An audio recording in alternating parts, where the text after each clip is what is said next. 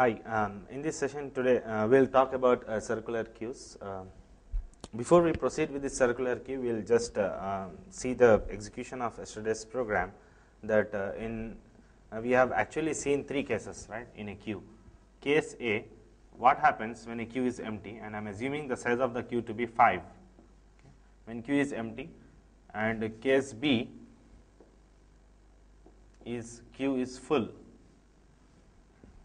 So rear and front, okay, both points to first element or 0th index. And in another case wherein queue is full, so front point to 0 and rear points to end, and assume that we have elements 40. Okay. Now we have seen one more case. Case C, in which you have a normal case and a special case. These are convention that we are dividing them, in which we have array which is half filled, front is here, and assume that rear is here, 15, 16, okay, 18 for example, and a special case wherein front is pointing to here. We will take the same elements now, 5, I will change them, 5, 15, 25 for example, and here we have 125, 30, 40 here. Okay. Now, we saw that in simple queue we have just converted this problem, we have reduced this problem into this, and for doing so I have to slide every element of this array to the, I need to move this 125 to this first cell of this array, 30 to the second cell, and 4 to the third cell. Here I have to do a lot of work factor. Okay. Now, it would be better that if I would have started from R when it exceeds its limit, I would have started from here.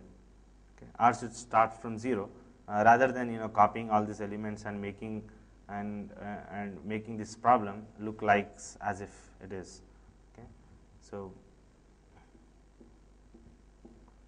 125 is copied here, 30 is copied, 4 okay, front and rear, and these are all empty. Okay.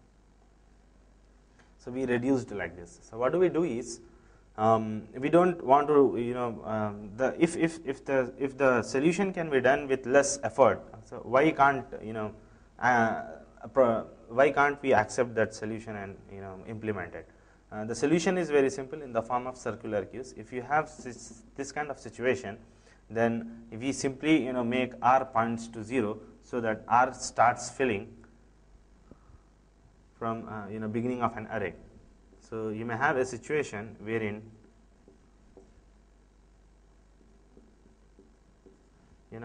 front might be at 2 and rear is here, and all the elements 125, 30, 4, okay. Then suppose some 15. There is possibility here. Okay. But the thing is, in a simple queue always there is a relationship that F is lesser than R. Okay. But here we have got a different situation wherein R is lesser than F. It is possible because it is a circular queue. To visualize it in a simple way, we think that circular queue as like this. Okay, this index 0, 1, 2, 3, and 4. So front and rear are initially pointing to this. So upon going on addition of elements, okay, rear points to different places, and upon deletion, front points to different places. Okay. Now when I want to add one more element, but 2 elements are already vacant, so it is possible for rear to move here. So when it exceeds the maximum, when it reaches to 4, again it's come to 5. It is something like, okay, the size of an array is 5, so performing array as rear mod 5 operation. So when it goes to 5, R becomes 0.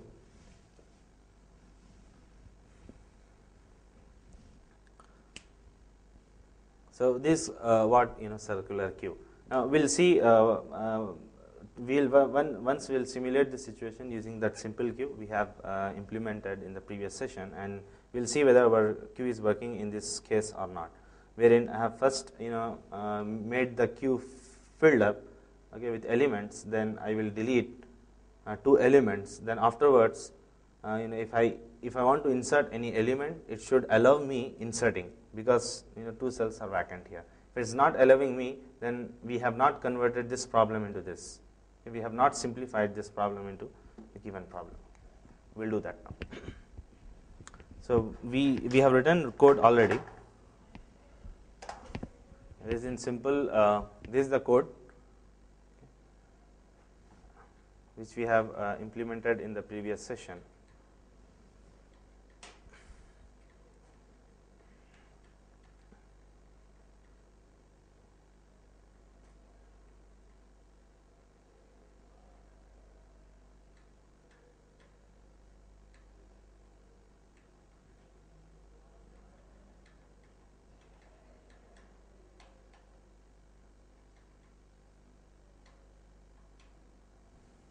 Okay. So for convenience, we'll take size of an array to be 5 only, okay, and run this program. So I want to add an element 1, okay, then I'll add 2, 3, 4, 5 elements are filled. Now addition is not possible because queue is full. I'll delete element. First I'll display the elements. Elements are 1, 2, 3, 4, 5. They have inserted in the order 1, 2, 3, 4, 5. When I delete, then first element 1 has to be deleted. Okay. So 1 is deleted. When I delete it, element 2 gets deleted. When I want to enqueue should be allowed.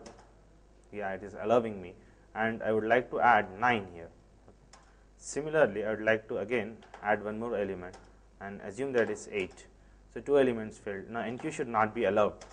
Okay, yeah, queue is full. When I display, I see that 3, 4, 5 is there, plus 9, 8, which we have inserted recently. We have enqueued this into the queue recently, so it's there. Now it's working fine. Now let's see how to write a circular queue, okay, and see its implementation using array.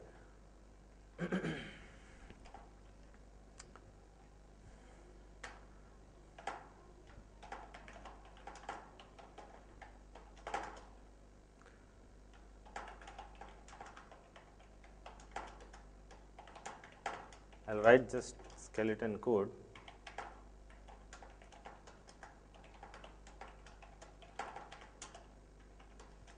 This is a skeleton code, okay.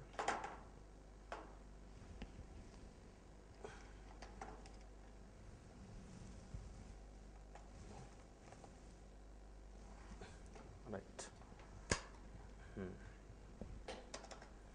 Now let us see what are the different cases which are possible with circular queue, and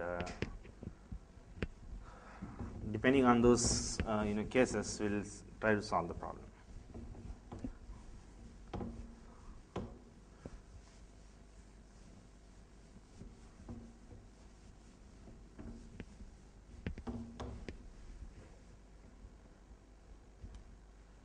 Suppose I have a queue of size 5.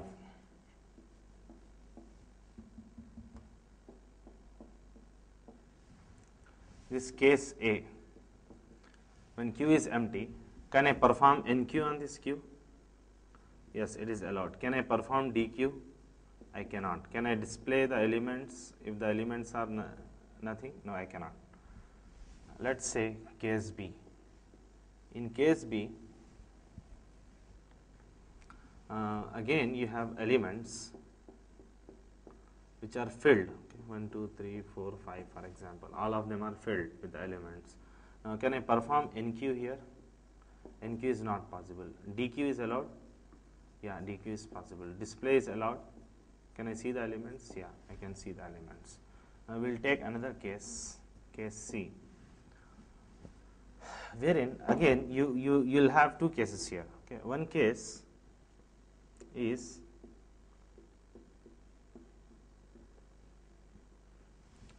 front here, rear here initially. So front, rear points to next element, fifth, max.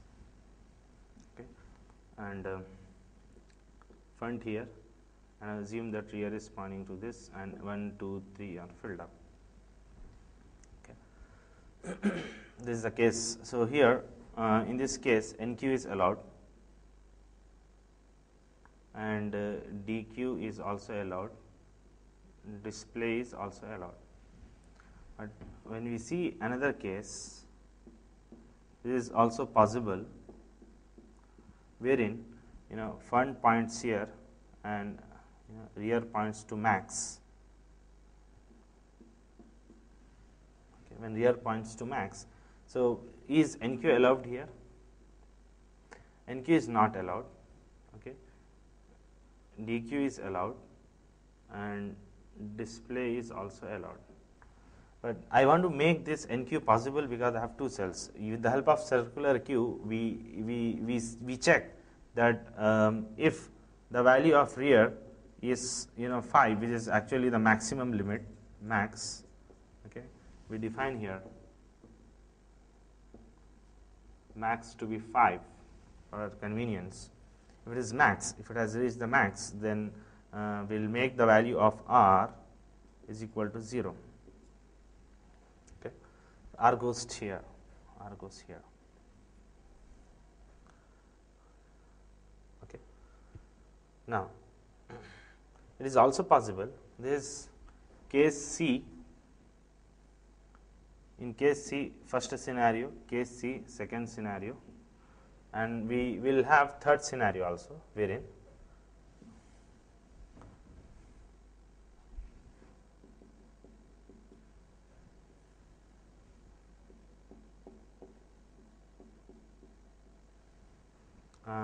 we'll have front here and rear here, 5, 6. Okay. Now it is also possible, front, because it's a circular Q, when after 4, rear goes to 0.